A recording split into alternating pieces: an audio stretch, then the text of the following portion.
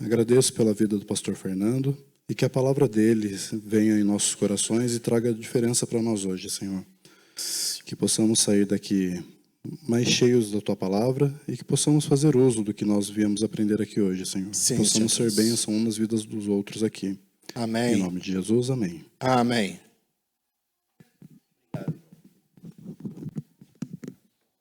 Boa noite, meus amados irmãos. Coisa boa estar com vocês, poder compartilhar a palavra do Senhor. Eu não estou acompanhado hoje, a minha família, estamos preparando-nos para mudança de casa. Que já mudou, sabe que fica, né, aquele caos. Então, esse final de semana, aproveitamos o feriado, estamos mudando de casa. Sou casado há 25 anos com a Sueli. Eu estou aqui também na região do Vale há 25 anos. Foram 19 anos em São José dos Campos, pastoreando a região leste juntamente com o pastor Carlos, que hoje está em Maringá. Fomos colegas ali de bairro, de igrejas próximas, e tentando e buscando fazer a diferença naquela região lá do Santa Inês. Hoje pastoreio a PIB. Estou ali com meus filhos também. Tenho um filho de 22, o Daniel tem 19 e a Fernanda vai para 18 anos. Sobrevivemos à adolescência. Brincadeiras à parte. É bom demais poder compartilhar a palavra, estar com os irmãos. Tenho um carinho extraordinário por esta igreja. Faz parte das minhas orações a vida dos irmãos. Fui muito acolhido quando cheguei aos meus 23 anos como pastor de uma igreja. O pastor João tinha por tradição a todo pastor que chegasse na cidade, para conhecê-lo, convidava a tomar um café aqui atrás na biblioteca, e não foi diferente comigo. Além disso, convidava para pregar no Conselho dos Pastores. Então, já passei logo num grande teste, alguns anos atrás. O tempo se passou, nós vamos amadurecendo, crescendo, ver a igreja, experimentar, viver. E eu tenho muita gratidão pela vida dos irmãos e a bênção que a igreja é para a cidade. Eu estou desfrutando de duas pessoas que passaram por aqui, o Nascimento e a Márcia Gabriela, que está nos abençoando demais na nossa igreja, lá na PIB. Aliás, mando um abraço para vocês também deles.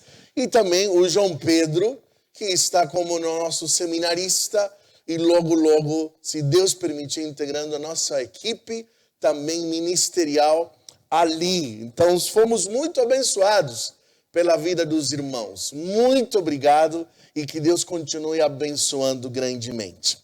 Quero compartilhar com vocês a palavra do Senhor, que se encontra em Lucas, capítulo 8, do versículo 4.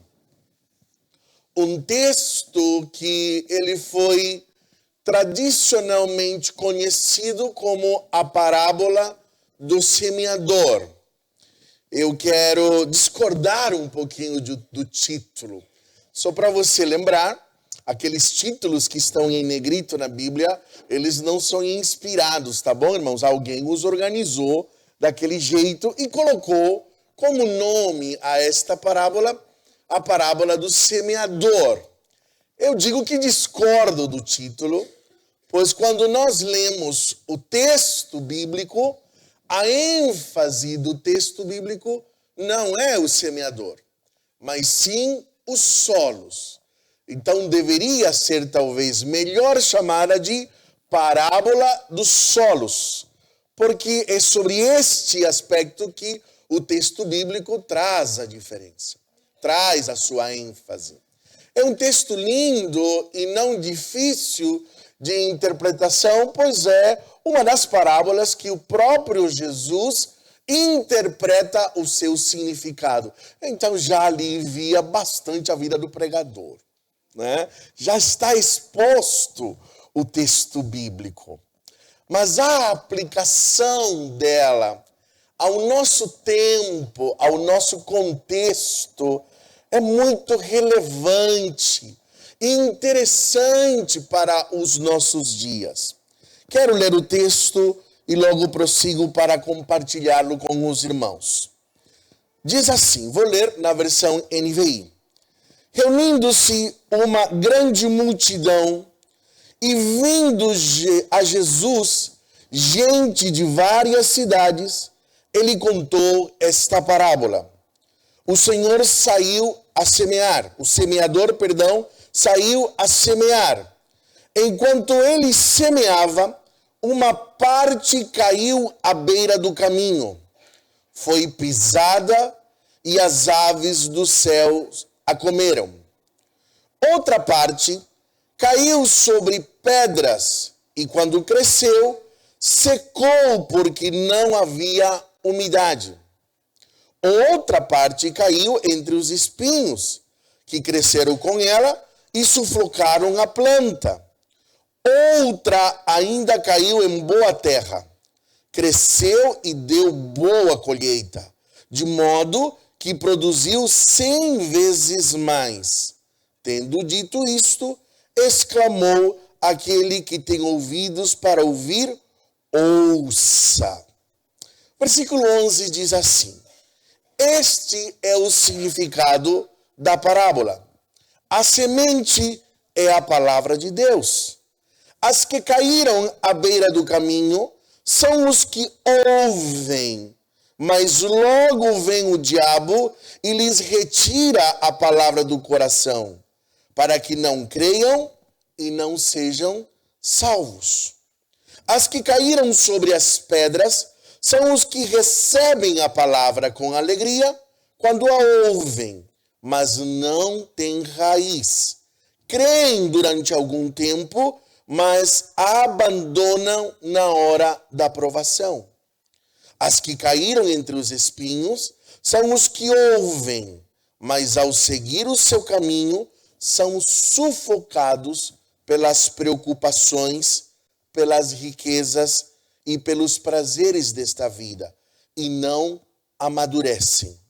Mas as que caíram em boa terra são os que com coração bom e genuíno ouvem a palavra e a retêm, e que produzem uma colheita com perseverança. Esta é a palavra do Senhor. Amém? Talvez, se você for um leitor que talvez não tenha pesquisado ou entende um pouco da plantação, da agricultura, você pode olhar para este semeador e entender que este semeador meio que ele foi um tanto quanto displicente. Quando eu lia, enquanto adolescente, esta parábola, a minha ideia era de que o semeador saiu e foi jogando, sabe? De qualquer jeito, né? Caiu na rocha, caiu nos espinhos, essa era a minha ideia. Depois, ao estudar o texto, mas não faz muito sentido, porque o semeador é o Senhor. E ele não pode ser displicente. Logo me lembrei, na minha infância, meu pai, quando nós estávamos de férias da escola, ele nos mandava para a casa do meu avô, que tinha uma chácara, e plantava, e ele dizia que a gente ia lá para aprender a trabalhar. E, de fato, a gente aprendia a trabalhar com o avô. E dentre elas, nós tínhamos que fazer hortas, plantar milho, mandioca, plantar amendoim e tantas outras coisas. Ficávamos 2 meses lá. E eu me lembrei que não é que o semeador é displicente. É que nem dentro de uma mesma área de plantação, você vai encontrar 4 tipos de terrenos. O primeiro é muito comum, porque quando você vai plantar, você costuma seguir uma senda, um caminho. E quando você estabelece aquele caminho, você vai e volta muitas vezes por ele. Então, aquela terra, ela fica tão pisoteada que não nasce nada, nem a semente e nem a erva daninha nasce naquele lugar. Não sei se vocês já acompanharam aqui no Brasil, nos campos chamados de várzea, aqueles campos, como é o lugar onde fica o goleiro? Tem alguma coisa ali? Não tem, porque ele é pisoteado pelo goleiro. Então, é um terreno que aquela semente caiu neste lugar. Esse é o primeiro terreno. Jesus vai dizer que esta semente, ela cai naquele terreno e vem os pássaros e comem, e vem o diabo e rouba a palavra. Os pássaros são os símbolos de demônios. São os símbolos de tormento. Ele vai dizer, vem Satanás com artimanhas e rouba a semente para que ela não gere frutos. Quem traduziu isso foi o próprio Jesus. Me faço a pergunta, que terreno é esse? De que maneira? Fiz muitas perguntas sobre crescimento de igreja, sobre prosperidade da nossa vida, sobre saúde da nossa casa, sobre saúde espiritual, saúde emocional, saúde física, sobre uma vida que prospera e gera frutos. A impressão, às vezes, que esse texto me dá, por muitas vezes, são fases e tentações e estados em que uma comunidade local, como uma igreja, uma família, um casamento, ou a minha própria alma pode estar na relação com a frutificação e com o crescimento espiritual. A este primeiro terreno eu chamo de amargura. Por que amargura, pastor? O texto bíblico vai dizer que as sementes, elas foram o quê? Pisoteadas, certo? Pisoteadas por pessoas. Aquele terreno não se tornou um terreno próprio porque ele está pisoteado. Ele precisa ser removido no mínimo 30 centímetros, porque aquela terra é dura e a semente, ela não nasce. Ainda que você jogasse água, não amolece, fica mais dura ainda, porque as pessoas vão compactar mais. Então esse terreno, essa terra precisa ser arada, precisa ter um impacto doloroso sobre aquela terra. E é assim que está o coração de muitas pessoas. Pisoteadas por pessoas.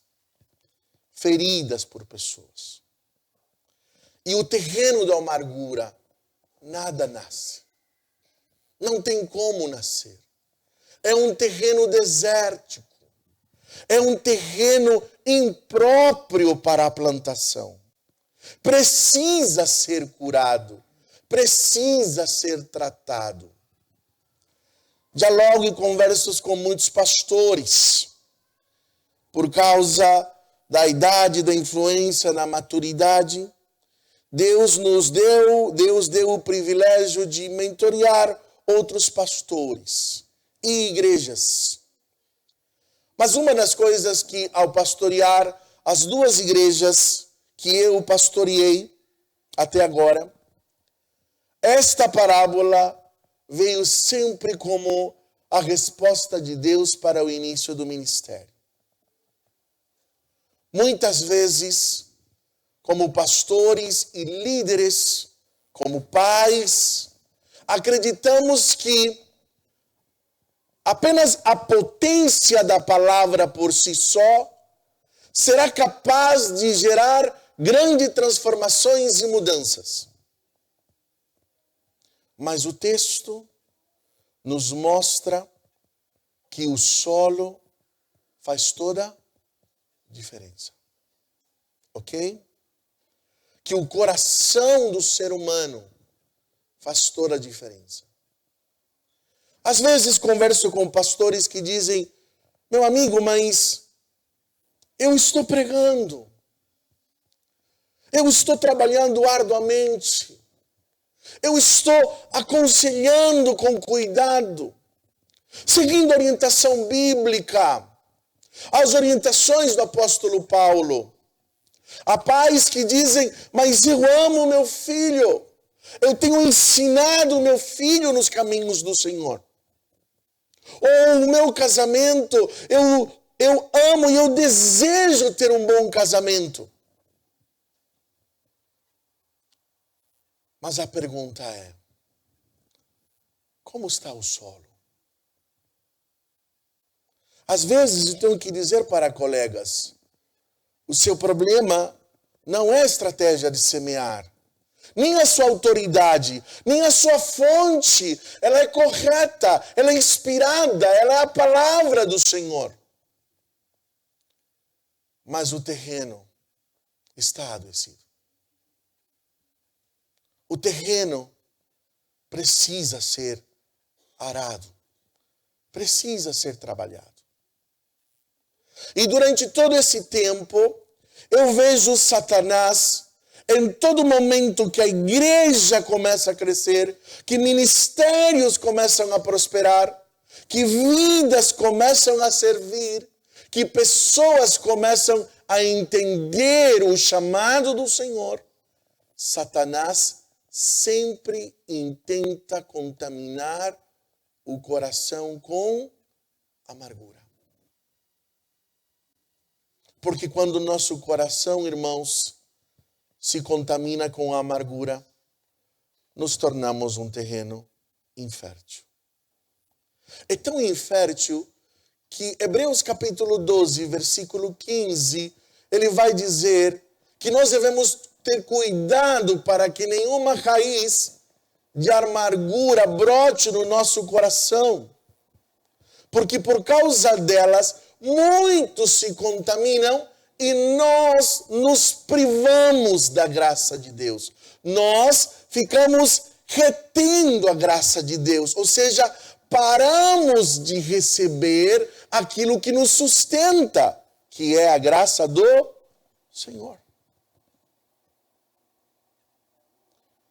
Isto me levou sempre a encontrar um lema sobre toda a equipe que eu trabalho e ministério que eu lidero. Sobre, antes de planejar qualquer estratégia de crescimento, de dar qualquer orientação prática sobre alguma atividade, antes de abençoar sobre algum aspecto específico na igreja, no ministério, no trabalho, na família, eu sempre digo, cuidado. Duas coisas eu lhe peço. Proteja o seu coração da amargura e proteja a unidade da igreja. Porque serão duas coisas que Satanás intentará contra você o tempo inteiro. Porque quando o nosso coração se contamina, é terrível. E sabe qual é o primeiro alvo do seu coração se contaminar como igreja? Sabe contra quem são? Contra pastores, líderes, mestres e todos aqueles que ensinam. Sabe por quê? Porque se meu coração se contamina com meu irmão que vai ensinar todo domingo, eu recebo ou não recebo? Eu paro de receber. Não recebo mais. Por isso que a Bíblia vai dizer que o diabo, ele vem e toma. Queridos, a amargura tem a capacidade de nos afastar de Deus. A amargura tem a capacidade de nos afastar das pessoas. Muitos se contaminam. A amargura tem a capacidade de afastar-nos da maturidade. Porque nos infantilizamos. Porque a nossa vida paralisa. Porque lá onde aconteceu uma ferida e não é tratada, as minhas emoções ficam aprisionadas a idade que eu tinha quando essa ferida foi causada. Muito da minha vida fica lá. Pastor, você está dizendo que mesmo eu com 50 anos, fui ferido com 11, não tratei isso, ecoa sobre minha alma, muitas das minhas emoções estão de 11 anos, eu falei assim, sim. Uma dificuldade de lidar com a frustração, uma resposta, às vezes, agressiva, uma baixa tolerância a dificuldades. A amargura, ela tem a capacidade de deixar-me longe de mim mesmo. Ou seja, quando eu me amarguro, eu começo a buscar formas de lidar com aquilo que olho para a minha história e digo, quem eu estou me tornando, meu Deus? Eu não acredito que fui capaz. E estou sendo capaz de viver da maneira que eu estou vivendo. Não me reconheço mais. A amargura tem o poder de me deixar infeliz. Por isso, quando Jesus vai tratar da parábola da semente, o problema não é a semente, irmãos. O problema não é o semeador. O problema é o terreno. Eu quero dizer, esta igreja pode ser muito bíblica. Esta igreja pode ser a mais zelosa de toda a cidade no que se refere à doutrina. Esta igreja pode ser bereana, conferir todo aquele que ensina sobre a palavra de Deus. E tudo o que ela fizer pode estar pautada claramente sobre as Escrituras. Mas se o terreno for um terreno de amargura, não adianta. Não é a falta do poder que impede muitas igrejas crescerem. Mas é que muitas vezes nós não queremos ser tratados e curados em nossas feridas de alma. Pastoreando a PIB de Jacareí, vou para 7º ano. Primeira das coisas que fui perguntar para o Senhor, como está o solo, Senhor, do nosso povo? Como está o terreno na nossa igreja? E o Espírito Santo foi ministrando as inúmeras feridas que nós temos. Dentre elas, a fofoca. Dentre elas, a avareza. O medo. O culto à reputação. E principalmente, o mascaramento de amarguras. Às vezes Deus fala aos seus servos, não nos mostra quando nem como, e eu não planejei. Iria pregar uma mensagem normal, mas no meio do culto o Senhor traz uma imagem que eu vivenciei após a pregação no lugar de um apelo comum. Chamei alguns irmãos de idades diferentes. Entre eles eu desci, simbolizando um pastor, e disse para a congregação: aqueles que tiverem feridas contra os pais, amargura contra os irmãos, tiverem dores contra uma mãe, então estas pessoas vão simbolizar, como um ato simbólico de que você quer cura, saia do seu lugar e abrace a pessoa que você entender que tem que ter uma amargura. Ah, meus amados. Sabe qual foi a maior fila? A do pastor, que representava pastor e líderes. Sabe qual foi a segunda maior fila?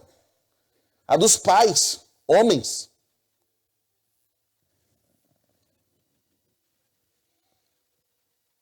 Foi um culto precioso. Foi um marco espiritual. Percebi que a igreja, a partir daquele momento, é uma outra coisa. A amargura é um terreno que muitas vezes nos condena à infertilidade. E Deus quer curar. Mas isso é doloroso, é difícil, requer de nós a intenção pura de ser curado e não de ter razão. Requer em nós a habilidade de viver reparações. Como, por exemplo, quando um dos nossos filhos revela uma ferida para nós como pais, qual é a nossa primeira tendência? Explicar. Justificar. Dizer, vem cá, filho, acontece que, sabe o que acontece? É que naquela época, deixa eu te dizer, o filho, a esposa, o irmão, quando buscam reparações de feridas, eles não desejam ouvir explicações. Eles desejam que nós recebamos o seu coração e a sua alma ferida. E ainda que os dados do outro não estão completos, mas tenhamos a capacidade de dizer, eu nunca quis que você sentisse isso, ou me perdoa pelo que você sentiu. Jamais desejaria ou quis que você estivesse passando por isso. E se você se sentiu assim, eu lhe peço perdão.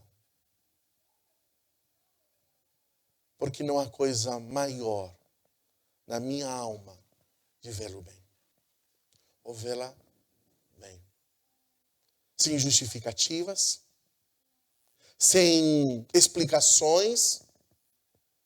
Ah, pastor, mas não foi bem assim que aconteceu. Para aquela pessoa não interessa, porque isso é outro passo. Em outro momento você traz verdade. Mas no primeiro momento a gente cura. Não é assim, irmãos? Ou você já viu o SAMU indo resgatar uma pessoa e dizendo assim, o que aconteceu? Você estava em alta velocidade, né? Tá vendo? O que você bebeu? Não faz uma entrevista, ou é assim que acontece o SAMU. Com feridas, nós não olhamos e nem dizemos assim, tá vendo? Você desobedeceu tal mandamento, ó. Se você tivesse obedecido, não teria essa ferida. Não é assim. Solos de muitas igrejas e famílias precisam ser curados. Eu tenho por hábito, pelo menos uma vez por ano, e vou estender para a minha liderança também. Pelo menos uma vez por ano, junto à minha família, e lhes pergunto, eu sou um homem que a Bíblia diz que é pecador, miserável pecador. Sei das minhas fragilidades e conhecem o meu amor e as intenções do meu coração, mas eu sei que posso ter ferido vocês durante o caminho. Tem alguma ferida que eu tenha lhes causado? Que eu precise pedir perdão? Um dos meus filhos uma vez disse assim, eu tenho. Vai lá, Dani. Quando eu tinha 10 anos, você fez uma promessa e não cumpriu. Qual promessa, filho? a promessa de que você iria me levar no shopping para o meu aniversário e você não me levou. E já tinha se passado um tempinho, eu falei assim, e agora? Eu vou ter que lembrar esse negócio. Lembrar. Lembrei e disse assim, mas não foi aquele aniversário que você foi com seus amigos e você pediu para ficar sozinho na sala de jogos durante 4 horas? Eu falei assim, foi. Mas você foi com os teus amigos, mas você não me levou. Mas você foi. Você não me levou. Você pediu para o irmão João, que é Uber, me levar. Aí eu, sem explicações, entendi. Me perdoa, filho. Porque eu não imaginei o quanto era importante que eu te levasse. Não, mas já passou. Pode ser coisas muito tolas, às vezes, aos nossos olhos. Mas nós estamos lidando com a nossa alma. Então, quando você olha para a parábola do semeador, você olha para a saúde deste solo. O segundo terreno é um outro A. Eu vou chamar de angústia. Não é um terreno de pedras rochosas, mas aquele monte de pedrinhas que no Brasil, eu acho que, não sei se é assim que nós chamamos de cascalho. Conhecem assim que fala aqui? Né? É aquelas pedrinhas que tem terra junto, mas tem muito cascalho. Do mesmo jeito, em uma mesma área de plantação, você encontra esse tipo de terreno. Que precisa não apenas ser arado, mas peneirado, arrancar para deixar uma terra fofa, adubada, capaz de plantar. Foi assim que meu avô me ensinou para fazer a horta. Além de cavar, tinha que deixar em pó e peneirar aquelas pedras. Porque estas pedras impedem da raiz aprofundar. E dali a planta pegar todo o seu sustento. Jesus vai dizer, enquanto diferente das primeiras pessoas que não ouvem porque o diabo vem e arranca a semente, elas ouvem e elas creem, mas por um pouco de tempo.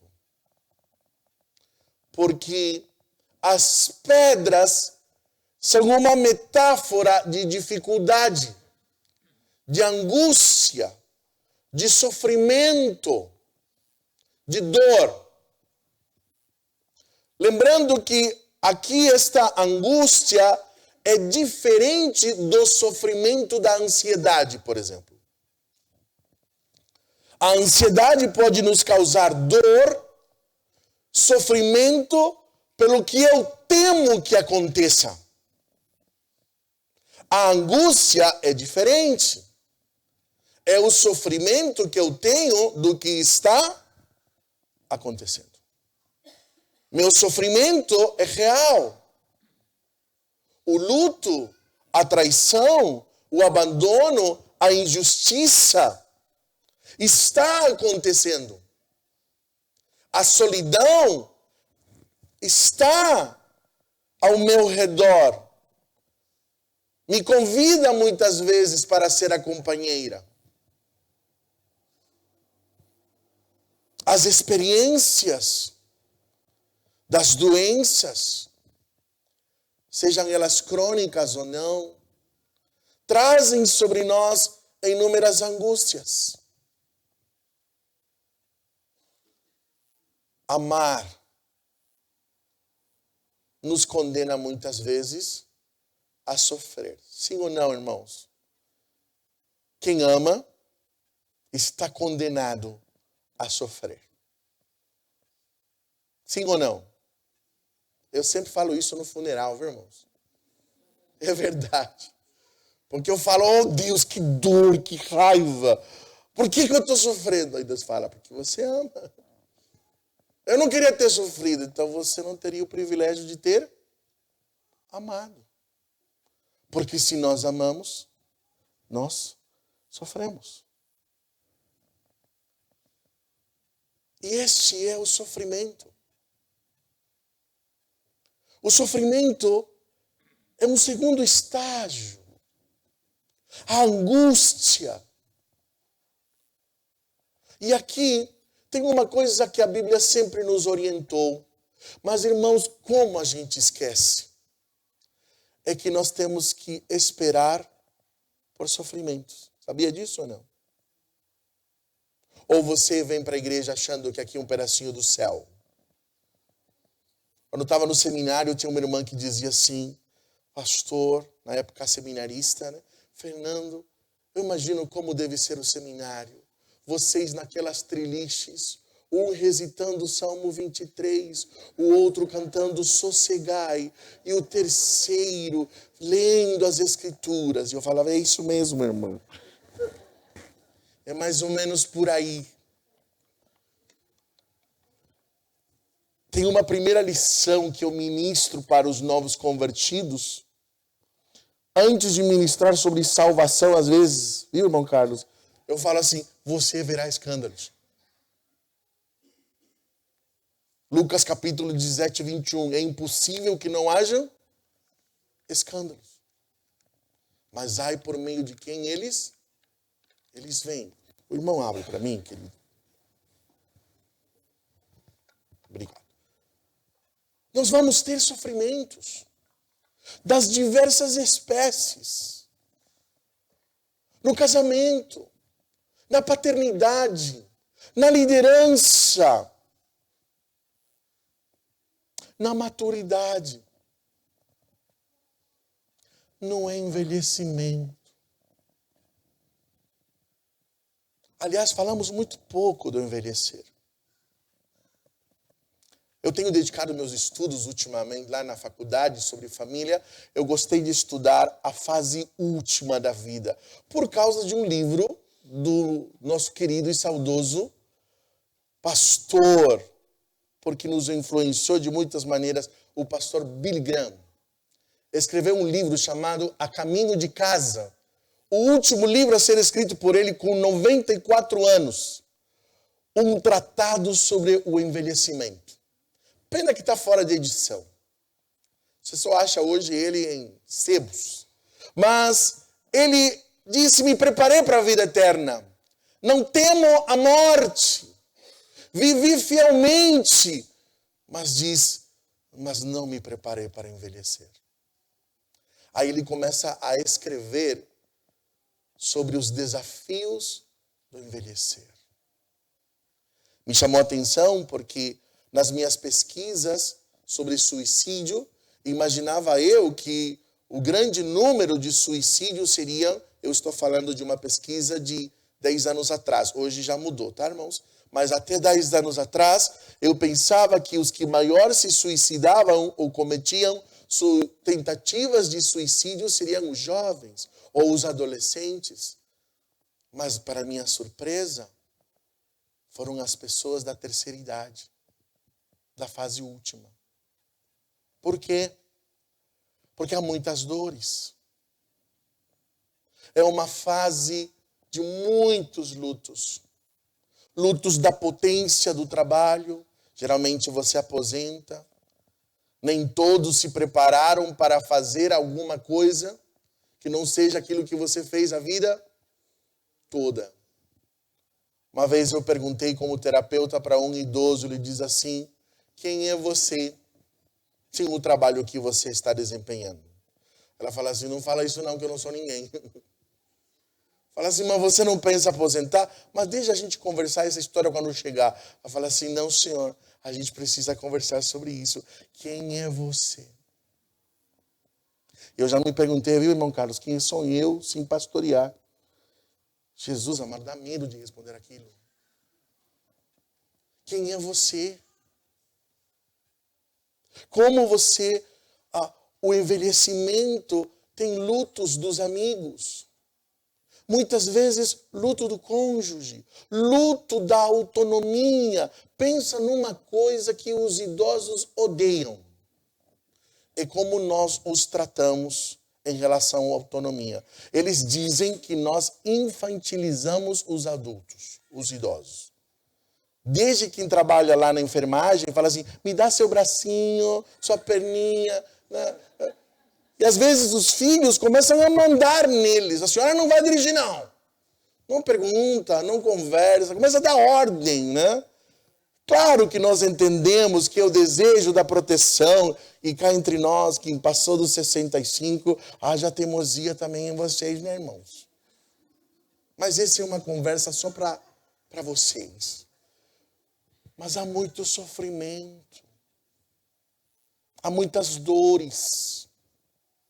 E a palavra de Deus vai dizer que nós precisamos aprender a lidar com esse sofrimento.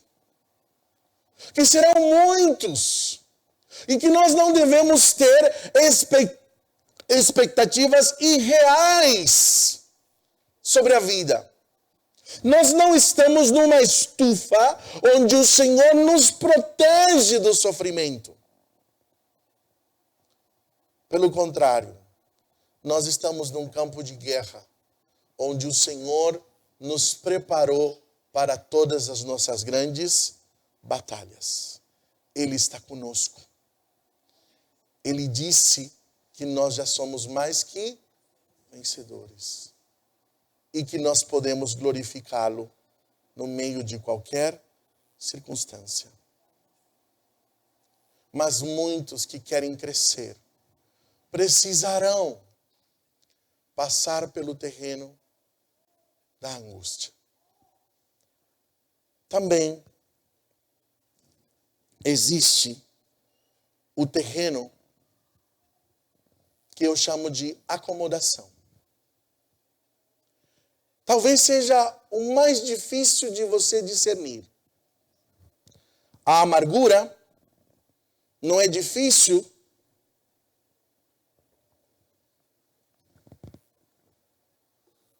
porque percebemos em nosso coração e em nossa alma. O Espírito Santo nos testifica sobre isso.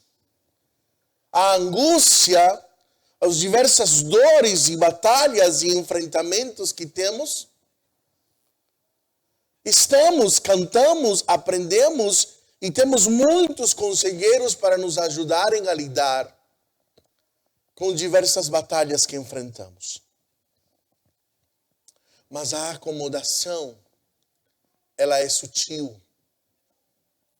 O texto vai dizer que parte desta semente cai sobre um lugar e nasce a planta. Ela cresce e, acreditem, até chega a dar frutos. Contudo, os frutos não amadurecem. Porque junto com a planta, ela também nascem os espinhos, que estavam raízes de espinhos, estavam ali dentro, mais profundo, e cresce junto, e os espinhos chegam a sufocar, porque a mesma seiva que alimenta a planta frutífera, alimenta também os espinhos. Então começam a concorrer. E esta árvore chega a brotar frutos, mas eles não chegam a amadurecer. Jesus vai dizer, na sua explicação da parábola, que as que caem entre os espinhos são os que ouvem, mas ao seguir o seu caminho são o quê? Sufocados pelas preocupações, pelas riquezas e pelos prazeres desta vida. Sabe o que é isso, irmãos? A coisa está indo bem. Está maravilhoso. Passei no vestibular. Comprei o carro. Mudei de casa. O ministério está indo bem. As pessoas estão chegando, viu, pastor? Está indo as coisas bem e tudo maravilhoso. Mas sem perceber, eu vou me distanciando da fonte. Eu vou tendo a minha vida desorganizada. Ou seja, não estou necessariamente pecando. Eu acho interessante o texto de Hebreus, capítulo 12, que vai dizer que devemos ter os olhos fitos em Jesus. E que devemos estar com os nossos olhos e correr a carreira que nos está proposta, tendo cuidado. Aí tem duas palavras diferentes. Uma vai dizer do pecado e outra vai dizer e do peso, que tão de perto nos rodeia. O peso não é necessariamente um pecado, mas o peso é algo que está em primeiro lugar, não deveria, mas suga as forças de algo que é mais importante. Por isso eu chamo de desorganização. Eu posso olhar para a minha vida e dizer, pastor, mas eu não estou pecando. Deus conhece meu coração. A sua pergunta talvez não seja se você está pecando, mas, Senhor, eu estou organizado a partir das suas prioridades agora? Ou o meu tempo a coisas que não são pecaminosas, mas eu estou dedicando tanto tempo que roubam o tempo de outras que são prioridades. A isto a Bíblia chama de quê? De peso. Porque ela impede a frutificação. A acomodação é quando eu acredito que já chegamos ao fim e eu já tenho um terreno cheio de frutos, mas na verdade o fim do evangelho não é uma prosperidade para mim. O fim do evangelho não é a quantidade de discípulos que eu gerei. O fim do evangelho é a quantidade de discípulos que são enviados. A quantidade de pessoas que eu abençoei. É o reino que se espalha. E não as coisas boas que vieram para mim. Então, quando nós olhamos para este terreno, lhes confesso que para mim é o mais difícil. Porque ele pode não parecer perigoso, ele pode não parecer uma estratégia extremamente astuta e eficaz de Satanás.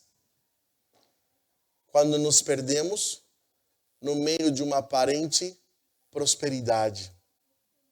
Então o Senhor, enquanto o primeiro terreno é um coração duro, o segundo terreno é um coração superficial, enquanto o terceiro é um terreno, um coração distraído, no meio de abundância. Ali o Senhor, como estratégia, diz que nós devemos estar atentos, que nós não podemos descansar enquanto a multiplicação não acontecer, enquanto a colheita da seara não acontecer, enquanto o propósito do Senhor não acontecer, enquanto as próximas gerações não forem alcançadas. Pois se perdemos a próxima geração, então nós não fomos bem-sucedidos. E aí o Senhor vai nos alertar. Cuidado com a nossa prosperidade, porque ela pode nos distrair e nos sufocar. Em último lugar, termino. O quarto terreno eu chamo do terreno arado. Profundamente arado.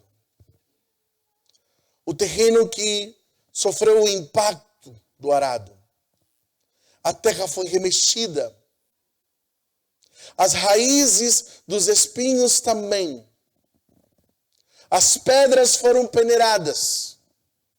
Aquele lugar foi cuidadosamente preparado. E este terreno, sim, as que caem, as que estão caindo ali, são a terra boa, com um coração bom e genuíno. Ouve a palavra e a retém, e produz uma colheita com perseverança. Há uma grande mudança de vida. Há uma verdadeira transformação. De verdade, o impacto do Evangelho está mudando a nossa maneira de viver. De ser homem, de ser mulher, de ser filho, de ser cônjuge. A palavra de Deus, ela de verdade está na prática. Nós não precisamos de vigias, de julgadores. Nós precisamos de encorajadores, de transformação genuína na nossa vida. Então, quando o Senhor vem por meio da parábola, você pode entender como talvez as fases da sua vida. Você pode entendê-las também como etapas em que uma igreja precisa percorrer até chegar a ser uma igreja verdadeiramente frutífera. Porque você pode olhar para as Escrituras e ver as mesmas estratégias de Satanás intentando contra a sua igreja, intentando contra o seu casamento, intentando contra a sua vida no trabalho. Na primeira, eu preciso confessar. Eu preciso admitir. Eu tenho mágoas. Às vezes buscar ajuda, confessar e tratar. Na segunda, eu preciso de perseverança. Os textos bíblicos vai nos dizer que as provas são o caminho de Deus para a maturidade. As provas são o caminho de Deus para o crescimento. São os caminhos de Deus para deixarmos a infantilidade. São por meio das provas. Ah, eu não quero prova, pastor. Então você vai ficar infantil até quando? Ah, mas não tem um outro jeito, irmãos, de crescer. Gostaria de lhe dizer que há. Mas não, nas Escrituras nós vemos que toda maturidade é provada pelas tribulações. É assim que nós encontramos nas Escrituras. E no terceiro, é o vigiar e orar, para não cair na tentação, no meio de uma prosperidade. Intensificar a nossa vida de oração. Quanto mais próspero, mais atento preciso estar. E em quarto, quando você ara, obedece, na verdade, a própria semente faz o trabalho. E a colheita será de 30 por 1, 50 por 1 e 100 por 1. Deus continua olhando para os seus filhos. Deus está olhando para a igreja central. Vocês são um marco para esta cidade. Deus lhes confiou o centro de uma cidade para serem luz, para a partir daqui o evangelho ir para tantos outros lugares. Deus lhes chamou para uma missão.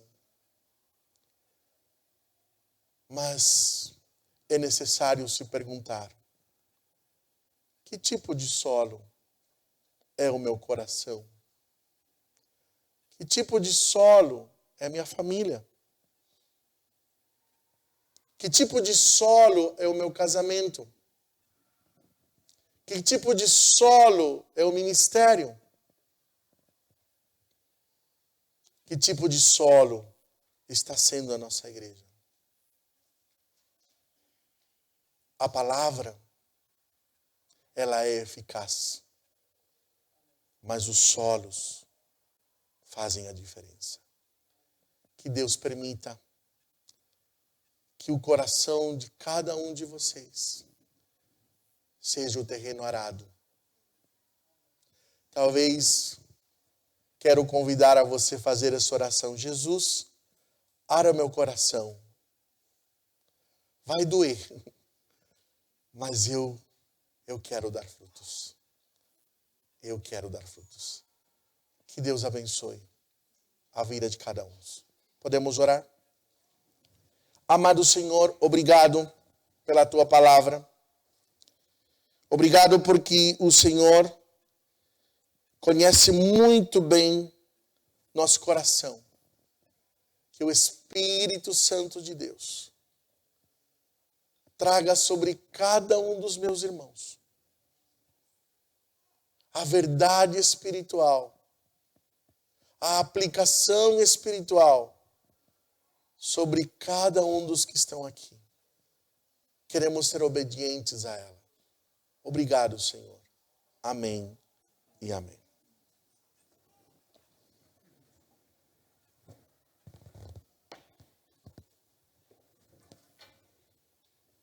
Obrigado, pastor Fernando, pela palavra do Senhor que o Senhor trouxe a nós e que nós, a começar de mim, não é? Não é o que nós cantamos?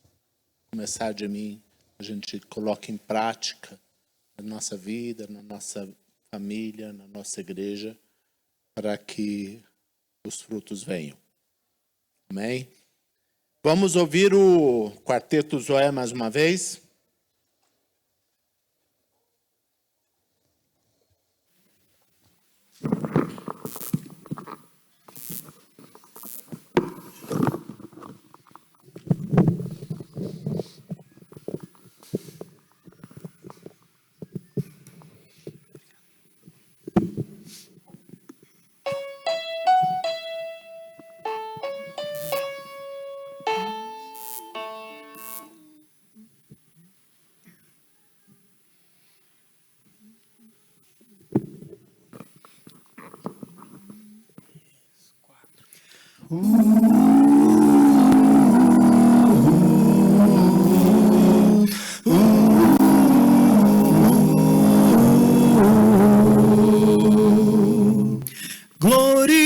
Glorificarei ao Rei dos Reis, ao Cordeiro Santo de Deus.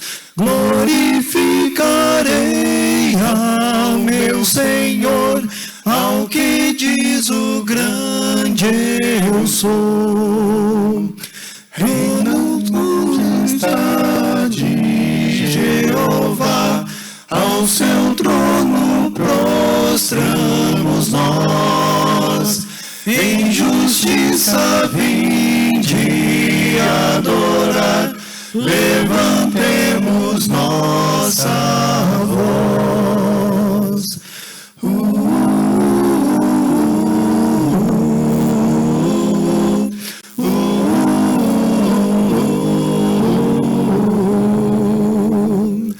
É o Senhor da terra, céu e mar, lhe obedece a criação do universo.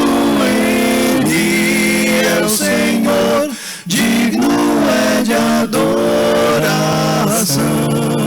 Oh, aleluia, dou ao Rei dos Reis, ao Cordeiro Santo de Deus. Aleluia, dou ao meu Senhor, ao que diz o grande eu sou. Glorificarei